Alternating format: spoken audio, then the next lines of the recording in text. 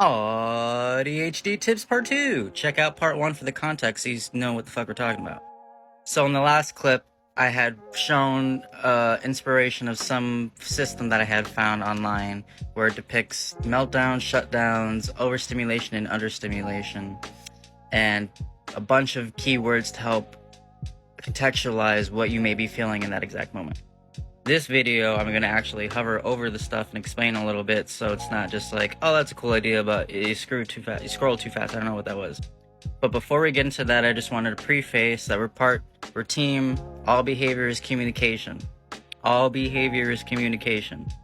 And something that I had the pleasure of learning in terms of life lessons, especially with my partner, because, I'm with him 24/7, unyielding, all fucking that is me, and vice versa, come to the realization that I am not mad at you. You are not mad at me. I trust who you are as a soul being, and hopefully vice versa. So therefore, in any argument, I don't want you to think it's the end times or all like the worst case scenario, because it never will be that.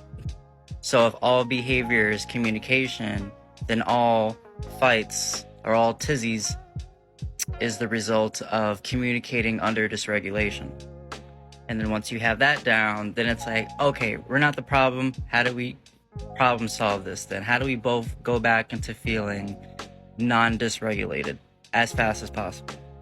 And this is where the board comes in, as well as diet, mindfulness, and a whole bunch of other shit, bro. Okay, so this is the full board. I'll hover over it for like a couple more seconds so it allows you to pause. And then I'm just going to go through each section. So it's going to be a decent length video. Alright, so how do we read this clusterfuck of information? It's best to know that what it's being separated by: overstimulation, shutdown, meltdown, understimulation. I crossed it because I like that flow of information. Design it however you want. But within these, you have triggers, essentially do's and don'ts, or what to do after you realize you've been triggered. And my partner and I find this especially helpful because a lot of the times, especially with people who have alexithymia, you don't know what you're feeling, period, bro, especially in the current moment. Not after the fact in retrospect, but in the current moment, it's like, I just feel awful, bro. I kind of want to die. But what am I actually feeling?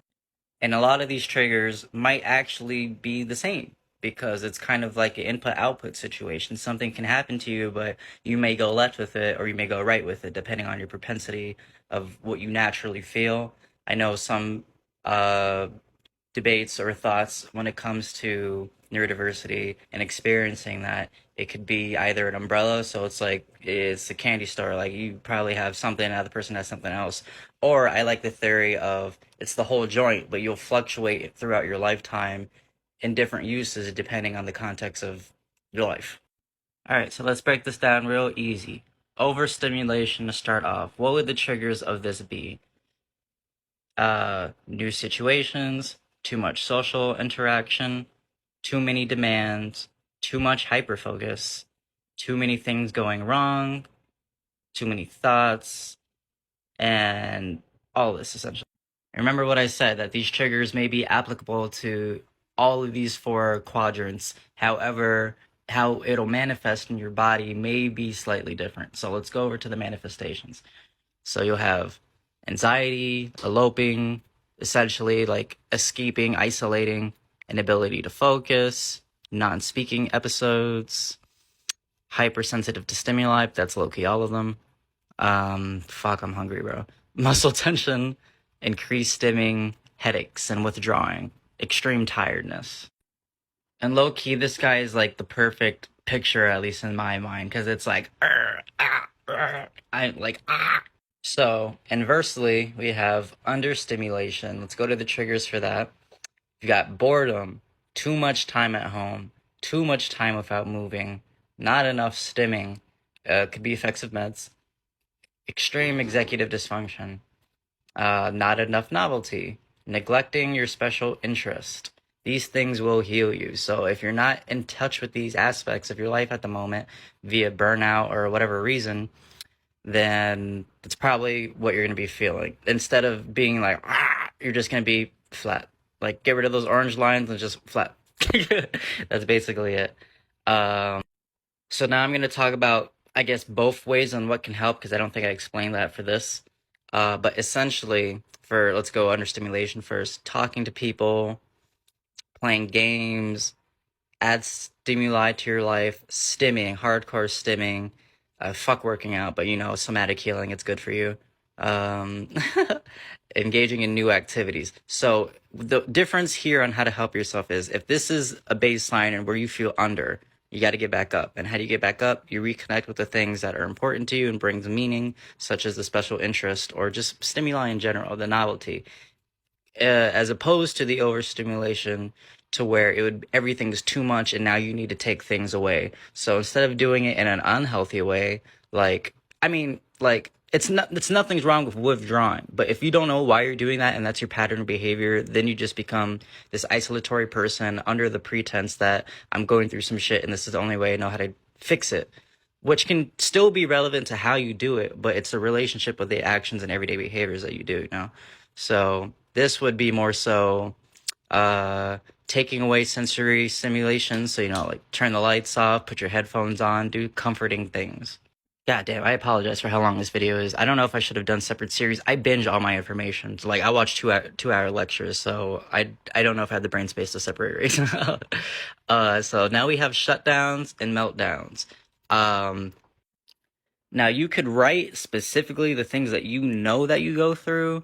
Like for example, my partner, I would say, experiences more meltdowns, and I conversely experience more shutdowns. But that doesn't mean that we don't experience the other. And if you only write the thing that you think you should look out for, you're going to be missing aspects that you could be tapping into. All right, so let's go for shutdowns. Um, I didn't write the triggers because it's essentially the same shit over here, kinda, but the out face is different. Uh, so that's mood. Let's go to the things that you would be feeling in a shutdown. You have decreased stimming, nonverbal, can't move, empty, blank stare, detached, unorganized thoughts, no focus, and all these other important nuances here. So instead of being antsy as shit like homeboy over here, now it's like, well, I put sweat, but sometimes it'll be nothing. It'll be blank slate robot. I find this to be more so easier in terms of what to do once you realize you're experiencing shutdown. Obvious do's would be avoid talking, take space, yes or no questions. This all ties into the nonverbal aspects of this essentially, or even when you shut down, it's essentially a cognitive decline of your processes. So you're not going to be able to answer complex questions because you just don't have it in you to pay attention to all that shit they just said. But even to interface with it, it's like if I'm not talking, what the fuck you want me to do? So this is where you would want to withdraw gracefully, have the demands lowered, all demands, and do not force speech or have people on your ass about these demands. That's how you heal properly in the context instead of be like, oh, Jimmy John Jones is fucking split personality and now they're in the depressive episode and don't talk to them because for whatever reason. This is why. All right, I got a minute and a half here, so let me knock down meltdowns. This is tough. Starting at the triggers, we have conflict, high stress, anxiety. Work is a common thing, but literally anything that's just like stress on your life, pretty much. Unexpected change, pain. Those are main triggers. What you may be feeling internally is frustrated, nervous, fear. Almost feels like a panic attack. You're losing control, as opposed to I guess it ties into the overstimulation of too many things going wrong, especially at work. What's going to happen? You might melt down or you might shut down. I shut down. But for the meltdowns, it can be especially tricky because there's a huge self-harm propensity in there. So it's all about the behaviors and seeing how we can minimize that. And know that the self-harm isn't, I want to be suicidal. It's, I'm feeling so much intensity, I don't know what to do. The only way is to hurt myself. So this is going to be different for everyone. I'm talking really fast now because there's 30 seconds left. But things that can stop that is getting that person in touch with reality again. So if they're okay with it, give them the hugs, give them the support they need, especially remove the demands. Smoke that smoke, you know what I'm saying? I could definitely explain more. I'd be surprised if anyone stayed to the end, but I'm going to be doing more stuff. I might even break it down in series, but this is for the people who want that long content.